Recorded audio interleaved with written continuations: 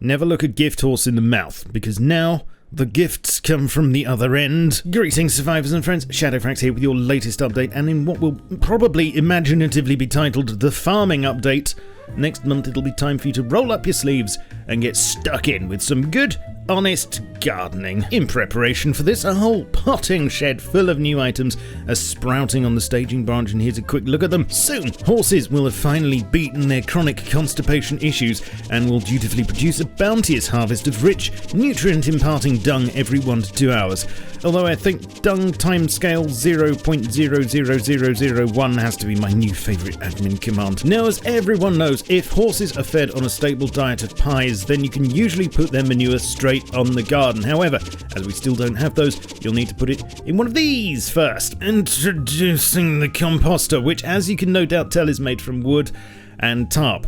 Must be some kind of composite material, I guess. It's a default blueprint which costs 2 tarp and 200 wood to craft. It can be placed on the ground or on your base. Simply pop the dung in the top and wait. Eventually, it should turn into fertilizer. Not only, but also, you can compost a new resource, plant fibre, which you'll get from harvesting dead plants. Nothing is wasted. Also, many other biodegradable items can be put inside with varying yields. To use the resulting fertilizer, you can open planters, for they now have inventories, and dig it in. Each plant seems to use 1 fertilizer. Also, for those of you with a chip on your shoulder about such things, we now finally have potatoes. They appear to be more calorific but less healing and hydrating than pumpkins or corn.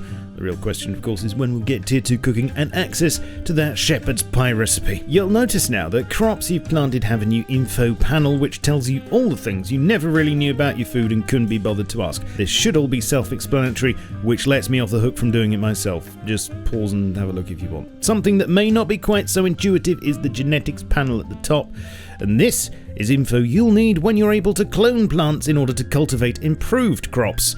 Although this functionality is currently on a separate branch. In short though, W is water, G is growth, H is hardiness, Y is yield, and X is nothing. Just ignore X. Red is bad, green's good. As well as fertilizer, one of their other main needs indeed remains water, and although you can sort this out yourself manually with the time-honoured bucket method, next month, to help you out, you'll be able to hook up sprinkler systems. Disconcertingly located in the electrical tab, the system consists of 4 new items: a sprinkler, a fluid switch, a fluid splitter, and a hose tool to connect them all together. They're all workbench level 1 items and require various amounts of high quality craft. Working in the same way as electrical parts, you can now connect water barrels and catchers up to your sprinklers, although these need to be higher than them because gravity, unless you provide power to the switch, which can then double up as a pump. Gardening, of course, is its own reward, but you say, why on earth, or even in earth, would I want to go to all this trouble when I can just throw seeds at the ground outside? Well, because it appears that's going to change soon, and you'll have a lot less success at growing things in the wild, and some places just won't grow anything. Otherwise, yes, what would be the point? I'm sure we'll know much more about this whole farming thing next week in the patch domain though, so if you can hang on until then, and I'm sure all of your burning questions will be answered. In the meantime, tell me down below if you like the idea of farming more than just nodes, or whether you think it's all just mulch ado about nothing. To support this new habit, there will also be 2 new shops at the Bandit Camp: a farm shop selling composters, sprinklers, planters and water barrels, and a produce exchange dealing in corn, cloth and fertilizer. In other news, rugs now cost 25 cloth to craft instead of 100. And there's of course lots still going on that I don't have a date for yet, including cars, the new building blocks such as triangle ladder hatches and spiral stairs. Should have a lot more info for you next week though, so stay tuned, won't you?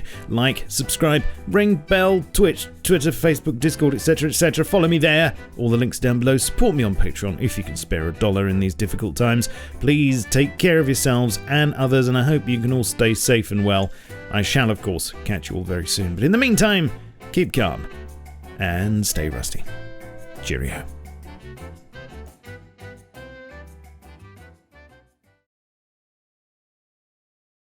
Potatoes!